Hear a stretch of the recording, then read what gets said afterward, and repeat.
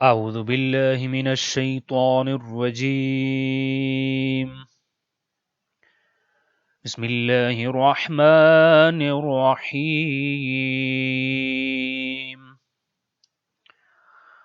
واذكر في الكتاب موسى إنه كان مخلصا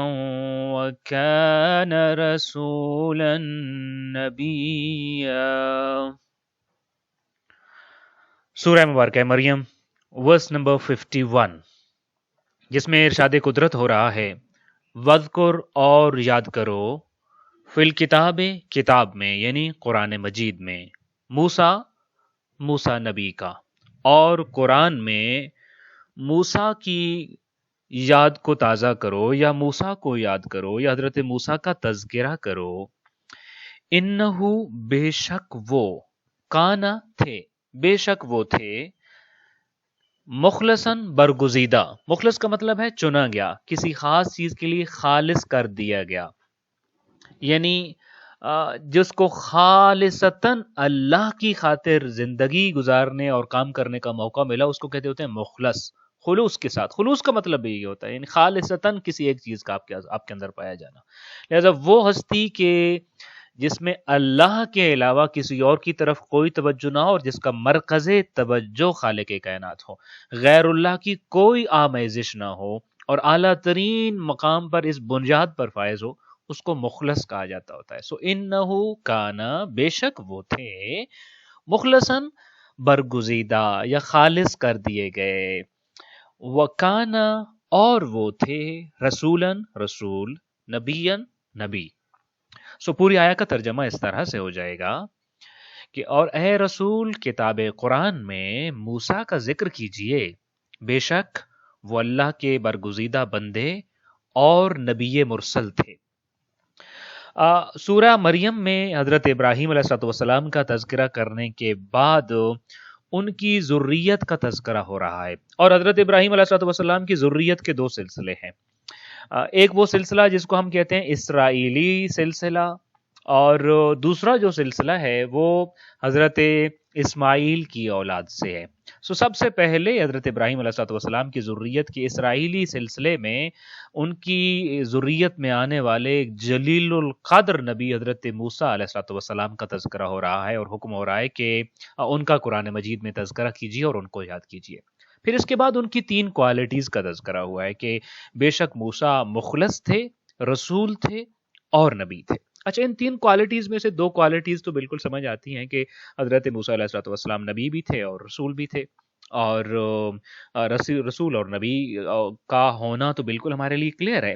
لیکن یہاں جو حضرت موسیٰ علیہ السلام کے لیے لفظ مخلصاً استعمال کیا گیا ہے کہ وہ مخلص تھے، خالص تھے، برگزیدہ تھے، تو اس کی وضاحت یا اس کا معنی کیا بنتا ہے؟ دیکھیے یہاں جو لفظ مخلص آ رہا ہے، جیسے میں نے آپ کے سامنے عرض کیا کہ مخلص کا مطلب ہوتا ہے کہ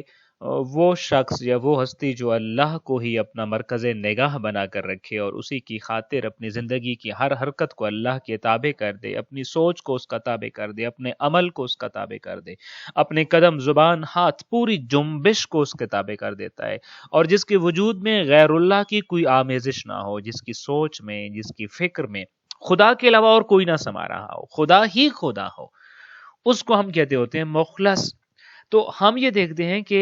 جب حضرت موسیٰ علیہ السلام کا تذکرہ ہو رہا ہے، یہ بات تو سمجھ آتی ہے کہ یہ کہا جائے کہ وہ نبی بھی تھے اور رسول بھی تھے، اور نبوت چھوٹا عہدہ ہے، رسالت بڑا عہدہ ہے. یہ چھوٹا بڑا دونوں عہدے ان کے پاس تھے، اور ان کے علاوہ مختلف انبیاء کے پاس یہ عہدہ تھا، مختلف رسولوں کے پاس بھی یہ عہدہ تھا. مگر یہ جو لفظ مخلص ہے، اگر آپ ہم سے اس کا صرف یہی معنی کریں کہ وہ فنا فی اللہ کی منزل پر تھے اور اپنی تمام تر توجہات، اپنی سوچ اور فکر اور عمل کا محور اللہ کی ذات کو قرار دیتے تھے، تو اس سے یہ ہے کہ کوئی خاص امتیازی بات نظر نہیں آتی کہ یہ وہ بات ہو جو صرف حضرت موسیٰ علیہ السلام میں ہو. بلکہ اللہ کے جتنے نبی تھے اور برگزیدہ انبیاء اور رسول بھیجے گئے ہیں ان ساروں کے اندر یہ خصوصیت پائی جاتی تھی کہ وہ مخلص تھے اور وہ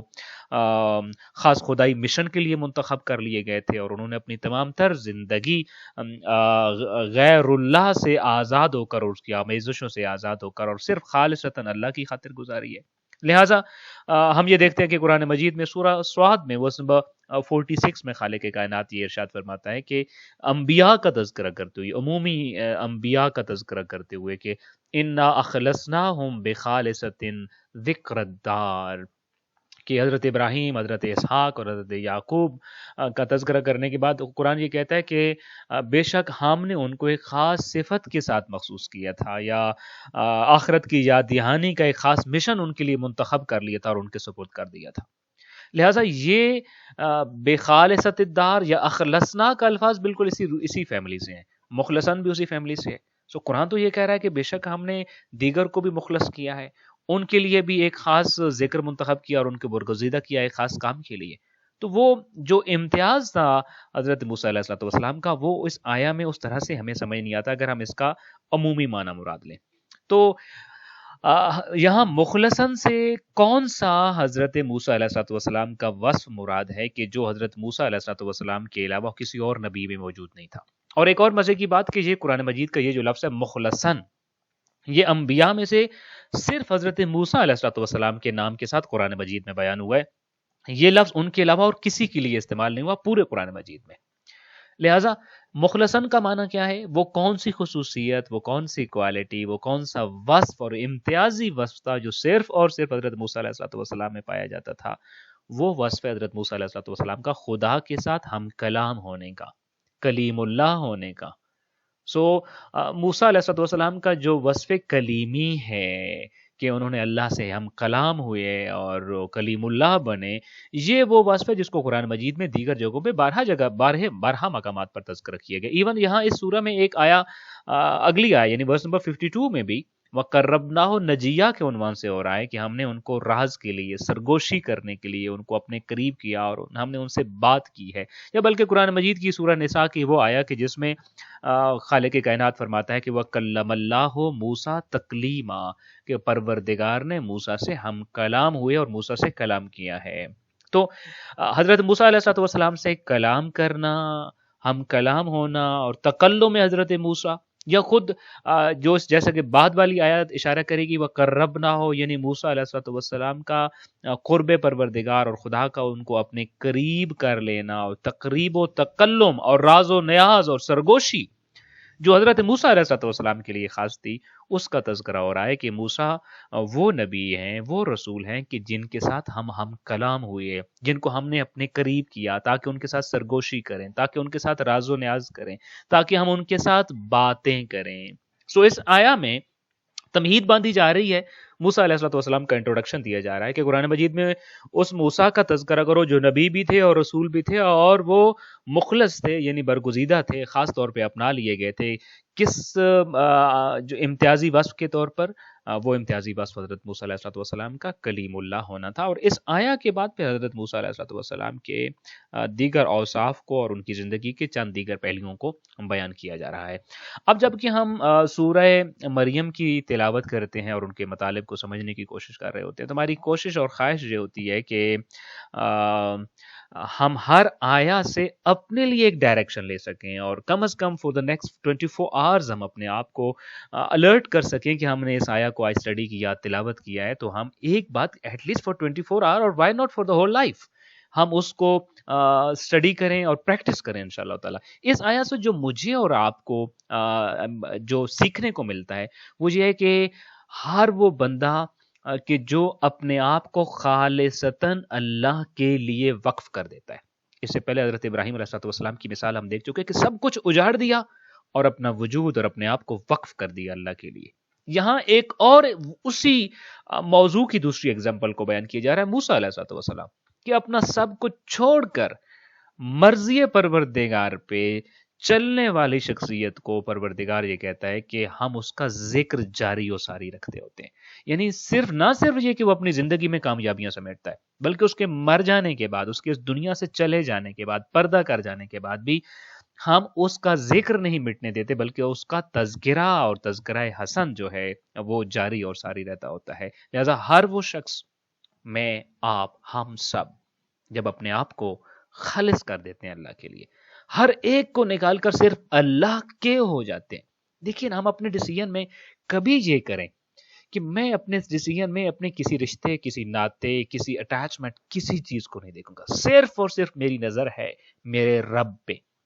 کہ میرا خالق و مالک رب کیا کہتا ہے، کہ اس موقع پہ مجھے کس چیز کی بنیاد پہ کون سا فیصلہ لینا چاہیے اور میری حد کیا ہے. جب ہم اس بنیاد پہ اپنی زندگی کا ہر فیصلہ کرتے ہیں تو قرآن مجید یہ کہتا ہے کہ ایسے لوگوں کا تذکرہ کبھی ختم نہیں ہو سکتا. بلکہ چند ایگزامپلز دے کر یہ بتایا ہم نے، ابراہیم کا تذکرہ کیا، اور پھر یہاں ایگزامپل دے کر بتایا میرا رسول اس قرآن میں موسیٰ کا تذکرہ کرو، اس لیے کہ انہوں نے بھی اپنے آپ کو وقف کر دیا تھا مرضی پروردگار اور حکم پروردگار کی خاطر. سو میرے اور آپ کے لیے پیغام یہ کہ جو کوئی بھی اپنے آپ کو، اپنی زندگی، اپنے عمل، اپنی سوچ کی ڈائریکشن کو سیٹ کر دیتا ہے مرضی پروردگار کی طرف،